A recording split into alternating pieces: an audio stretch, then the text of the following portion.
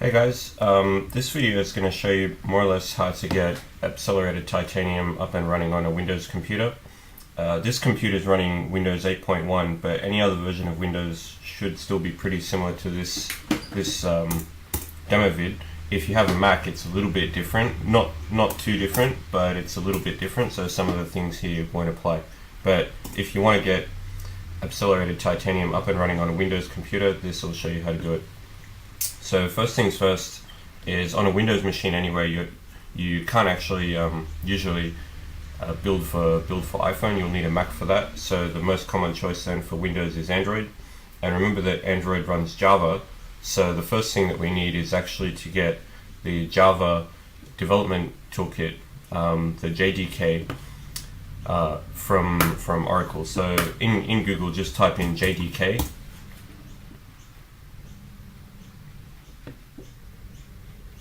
And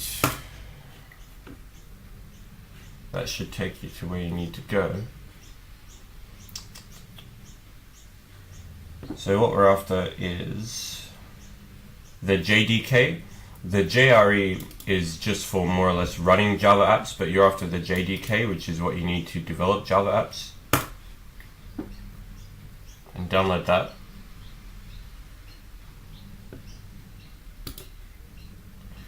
Once you've accepted the license agreement here, just find Windows down the bottom, assuming you're using a Windows machine. If you're using a 64-bit machine, then you want the x64 download. If you're using a 32-bit machine, take the x86 download. So while that's downloading, what you can do is also download the Android development toolkit as well. So in Google, just type in something like that.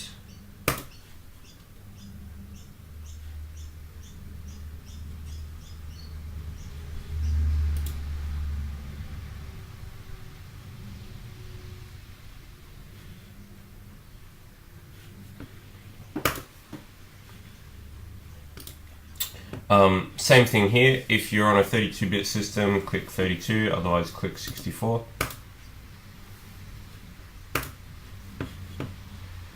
And we're waiting on a few things to download, so I might pause it here and resume once it's done.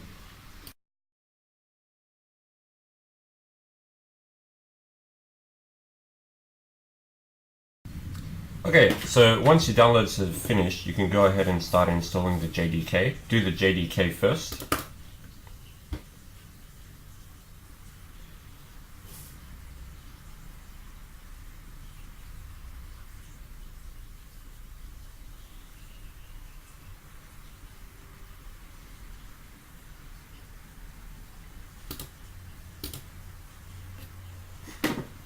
Hopefully that's just a next sort of process.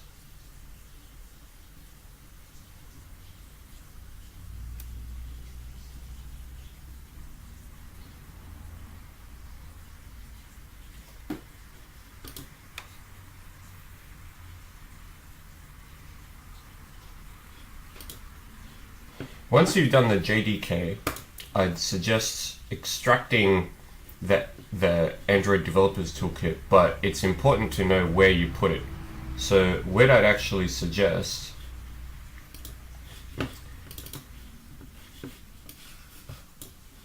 is going to C drive and create a new folder and just call it ADT. And drag your downloaded ADT zip into that folder and extract it.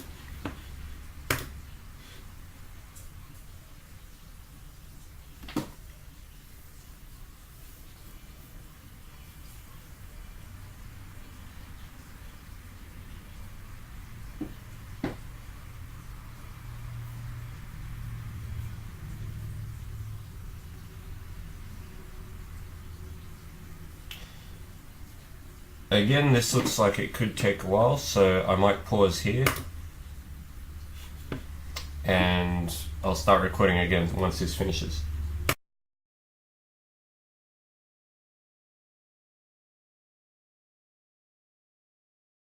Okay guys, so after that's extracted, navigate into the extracted folder, select everything, which will be these files here, and I'd suggest moving them into the ADT folder that we created before, where the zip is.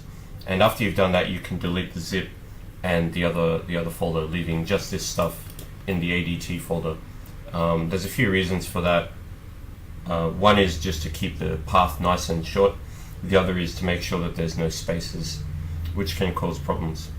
So if you double click this SDK manager, you'll see a window that looks like this. I'm running a download already at the moment, but if nothing shows up, the problem is probably that you don't have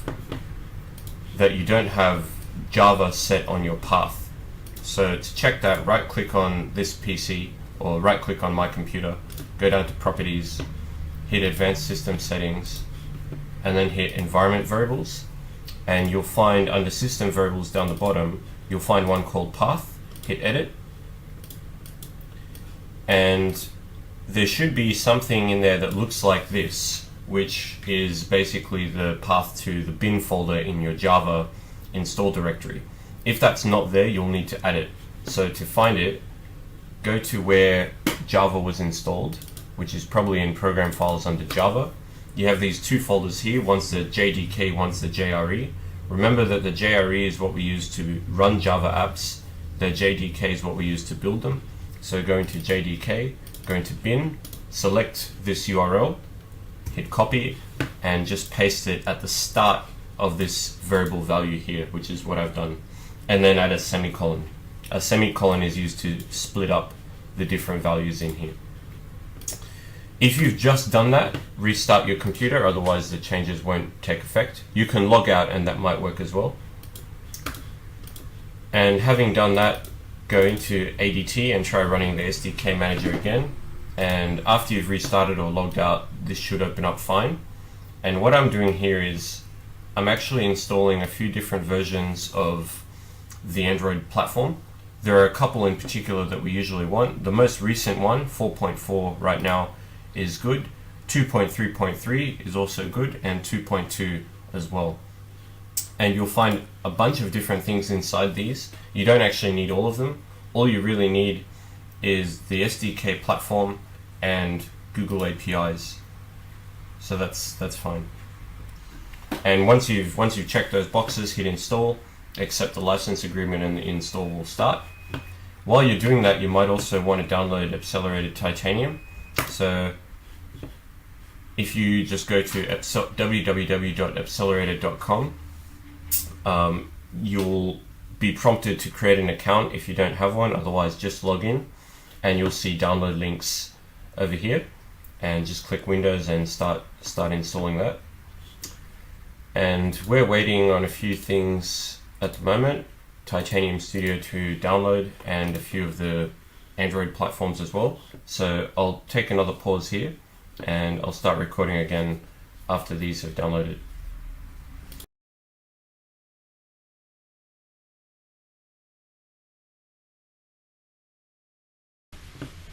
Okay, so after having downloaded and installed all of our Android API packages, and after having downloaded and installed Titanium, you should see this icon on your desktop. And if you run it, if you see this message here, it basically means that you've installed a 64-bit version of the JDK, and Titanium actually needs the 32-bit version of the JDK, even if you're on a 64-bit system. So the solution is, if you go to Oracle's website to download the JDK, you've probably downloaded this version here, which is the 64-bit version. So just download the 32-bit version and install that, and that should correct the problem of this message showing up. Okay, so if you've got the right JDK installed and have completed all the previous steps, the last step, hopefully, should be getting Titanium up and running now that it's installed. So to start off, double click it, and if you see something like this the first time you run it, good, that means that the JDK is installed properly. So the workspace, I guess, is where all your projects are going to be stored. You may change that depending on if you want to work off. It's probably not a good idea actually to work off a USB. It'll run slower. But yeah, you can change that if you want. The next thing is to actually sign in. So to download Titanium in the previous step, you had to create an account and just log in with the account that you created earlier.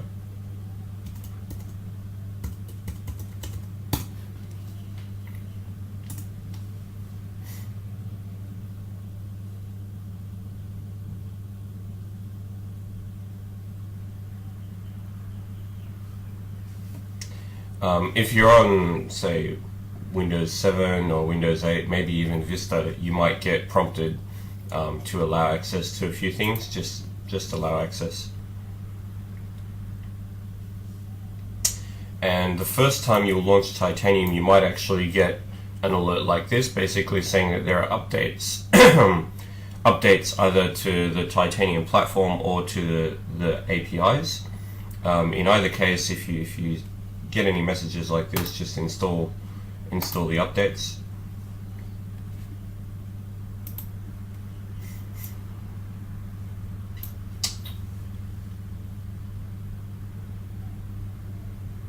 So I might pause the video again until this install finishes, and then we'll resume.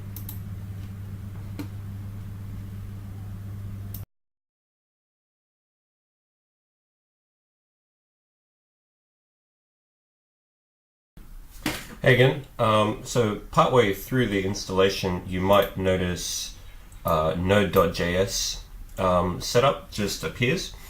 That's actually a part of the new Titanium platform, so just go ahead and install that.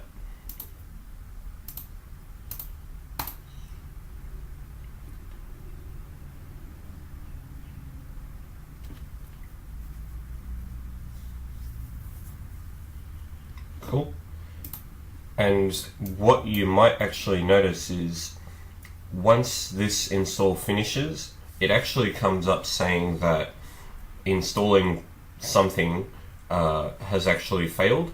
When that happens, just close Titanium, open it again, and then finish the install. That's a normal thing that I found, so don't freak out if when this finishes, after installing Node.js, Titanium says that installing a certain component has failed.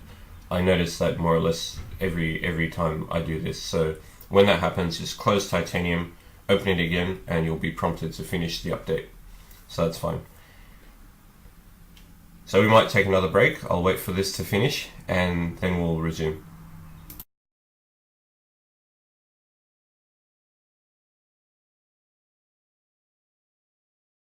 Okay, so after the Node.js and other Titanium updates have installed, it's probably a good idea to create a project just to test it and make sure that everything's working right. So hit create project, hit mobile project, and here's where you have a few options depending on what type of project you want to create. In case you're wondering, Alloy is basically a new-ish type of project that Titanium's come out with, and the idea behind Alloy is that you cut up the user interface, the database, and the business logic of your app. So in practice, it can work pretty cool. We haven't used it at the lab or any of the other things that I'm involved with, though, just because it requires learning a little bit more than what a classic project does. So for the sake of this demo, and probably what you should be using, if you're from the lab anyway, if you're from the lab, then go classic.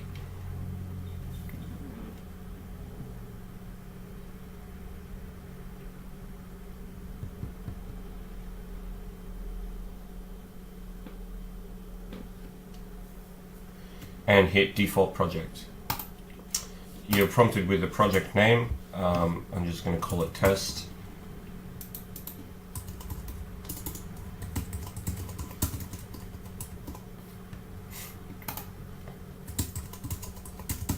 The first time you run this at home, you probably won't actually have Android enabled. It'll be grayed out. That's because you haven't told Titanium where the Android SDK is. So hit setup, configure SDKs, and expand the platforms tab here, select Android, and just under Android SDK home, hit browse. And remember, we put that under C drive in a folder called ADT, and select the SDK folder and just wait for a bit.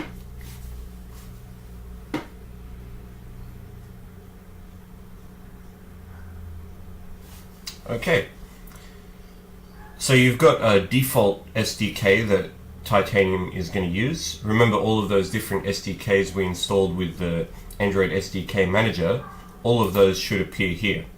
And you can also select a screen. Depending on the API that you select, you can select a different screen. 854 is actually a little big. We might go HVGA. And once that's done, hit finish.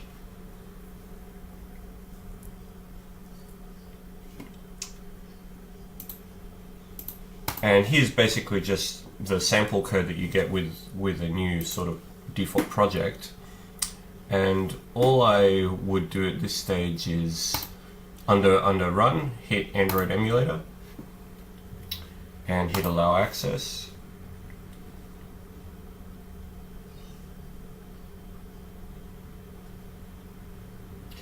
It can take some time. If you're from the lab, you probably know it can take some time for the emulator to actually load. So just give it a sec.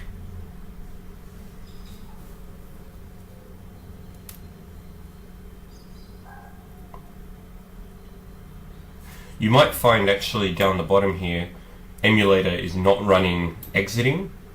Mine was lucky and it's actually detected it the first time round, probably because this is a fast computer. But it might actually say emulator is not running exiting. In that case, what I do is, so long as this emulator window is up, let the emulator finish loading and then just run it again. Don't close the emulator window, just once it finishes loading, you'll see what it looks like when it's finished. Just run it again. But if it says emulator is running like it has on mine, if you've got a reasonably fast computer, then that's great.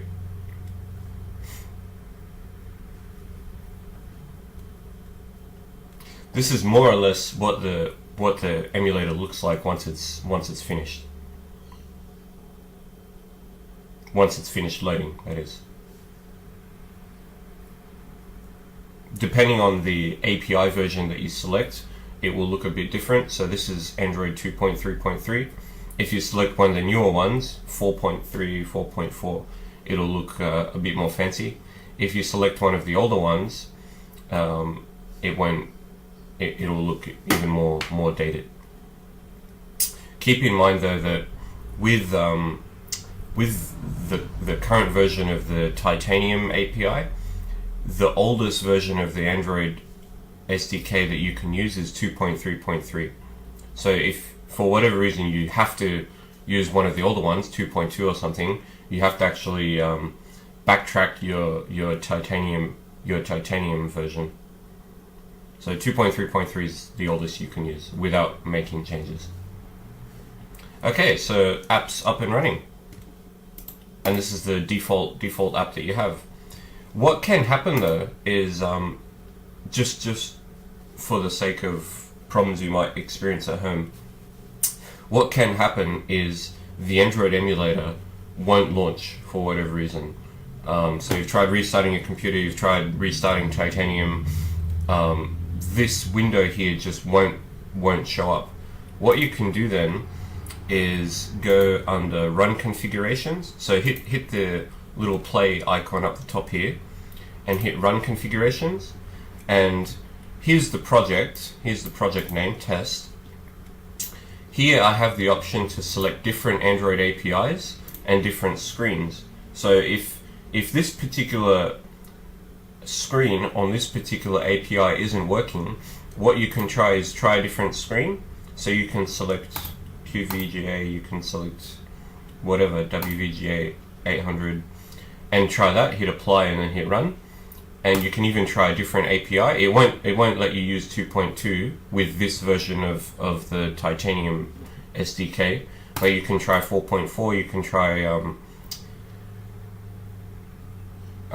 can try actually as well. If 4.4 doesn't work, none of the screens on 4.4 work, none of the screens on 2.3.3 work, and you're having a really bad day, you can actually go back to the SDK manager. I'll show you where that is again. If you go into C drive where we installed our Android SDK, this little thing, SDK manager, you can actually try installing one of the others, maybe 4.3. Yeah, so if your emulator is not launching for any of the screens on any of the APIs, worst case scenario, you can try installing another one, and eventually you'll find one that does work. I've had a good run today though, where everything's worked pretty much first go. I didn't even have to restart Titanium. But that's it. Once you've got this step up and running, where you can actually launch a test app without making any changes to it, and it runs in the emulator, then you're good to go. You can delete this test project if you want, and you can start working on your own projects. So this is Titanium up and running. There's nothing really more for you to do. You might find an update alert in a yellow box down here sometimes. Just install it, that's fine. The only other thing to mention is that on Windows you are stuck into using either Android, BlackBerry or mobile web. So if you want to build for an iPhone or an iPad, there are some hacks that you can get into, but they're not exactly stable, or they're not exactly mainstream.